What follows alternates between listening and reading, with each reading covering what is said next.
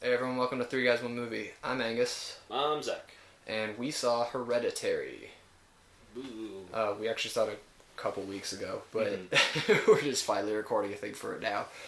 We were actually kind of lucky enough to go see, an advanced screening. Yeah, we saw it with the director in attendance, so That was fun. yeah, interesting experience. But I guess for people who don't know anything about this movie, we're not going to over-explain it, but it's sort of just about family. I think it's the grandma dies, and then some weird and bad stuff starts happening to the family, and that's probably all you should know.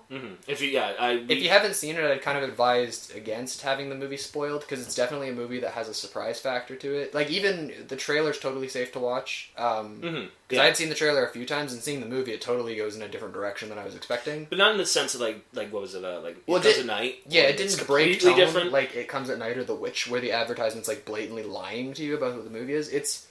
It's definitely accurate to what the ad is. Yeah. It just story-wise goes in a different direction than you're expecting. The ad definitely doesn't give too much away. So you're definitely safe to watch that. But anyways, referring to the movie, I really liked it. Me too. It's one of my favorite movies of the year so far. Also, like the first movie I can honestly think of that going into a theater where I was actually creeped out. Yeah. We've talked about it before, but like films like last year, movies like It.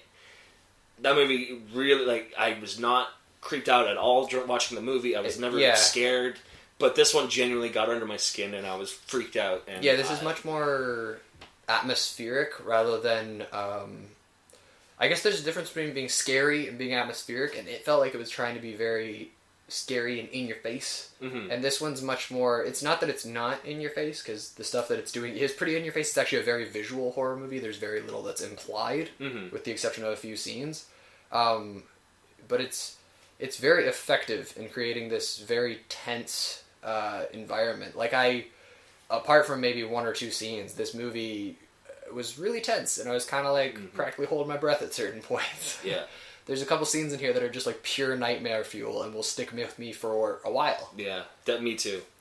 And it's kind of, I guess part of one of the reasons why I loved it is just I haven't felt that way in the theater before, so it's refreshing to feel this way. Well, the honestly, like I mentioned earlier, but the last thing that I can remember that genuinely made me this on edge was The Witch. It was they, and I know they get compared a lot, but I think they're really different movies. But I'm just, in terms of how it made me feel, this one sort of had the same vibe. Like The Witch and Oculus are the last two that I can think of that genuinely gave me this feeling of just being really uncomfortable in my own skin while watching them. Well, the last one I can think of, it's definitely a different feeling, of course, but it's more tense. But Green Room, that one I was tense the entire time.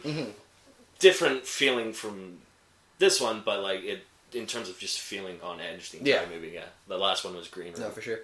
And I guess we've sort of been praising it, but I'm just going to bring up the only two real issues that I have with the movie real quick.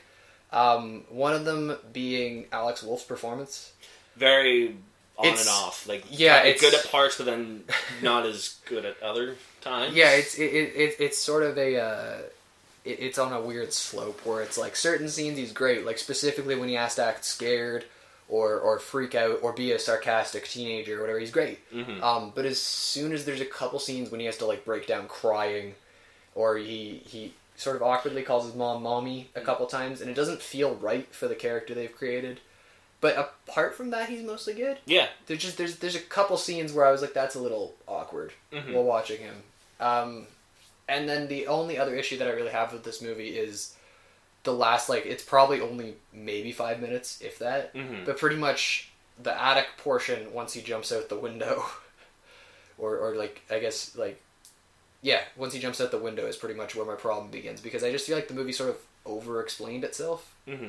I kind of wish it didn't spell it out so clearly what was going on, and I kind of wish it was left up to viewer interpretations, that there would be a conversation after the movie about, what do you think that meant?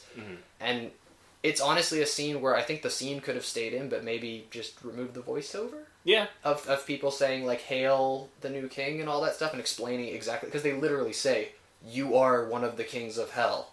Someone actually says that. It's the most tell don't show moment in a movie that I've seen in a while, and I was I kind of wish that just wasn't there. Yeah. And it just sort of happened, and you're oh, that connects to what they mentioned earlier in that book, and you sort of like connect it for you. It would have been kind of a cooler experience. Yeah, I know, I agree. Like, I guess that's my only major gripe with the ending was that I wish it wasn't laid out for you. Yeah, but I could jumbling my words. I could sort of see why they did it, which is kind of a bummer. So it's kind of there to spell it out for the mainstream horror audience that doesn't like to think. Because they knew horror movies always attract a crowd, and they want to make sure they can keep as many people happy as possible, I guess. But I also, unfortunately, this movie got a D+ cinema score, and it apparently didn't make test audiences happy. Which is kind of a shame, because it's I great. think it should be more movies like this. Well, it's like, I remember last year when I saw It Comes at Night. Yeah. Like, we discussed this earlier, like how... that movie had a total backlash, mainly due to marketing, though. But I mean, like, in terms of the ending, like, how it doesn't lay it out for you. It's like, you're supposed to think for yourself. But I remember leaving the theater, and everybody was furious at that movie because it ended like that. And, like, I walked out with, like, a huge, like, oh my god, like, that was nuts. Yeah. But everybody else behind me walking to the cars was like, oh my god, that was stupid, that sucked, why did they do that? Oh my god, blah, blah, blah. So, I can see why they did it. Yeah.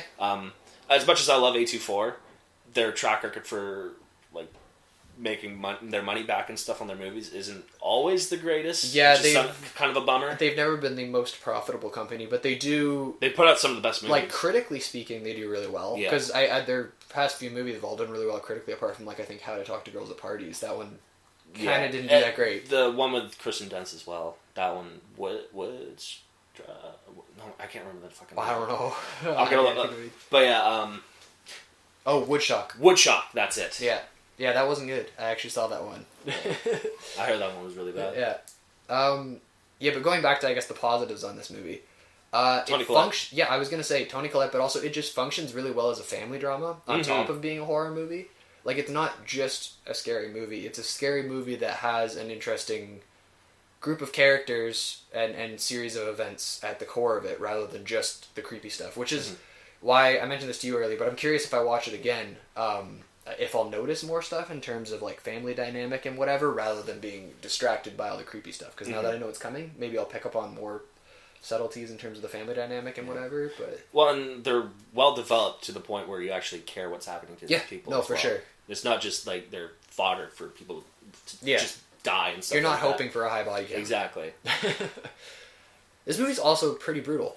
Oh yeah. Some of the violence is very graphic, and I was not expecting them to go where they went.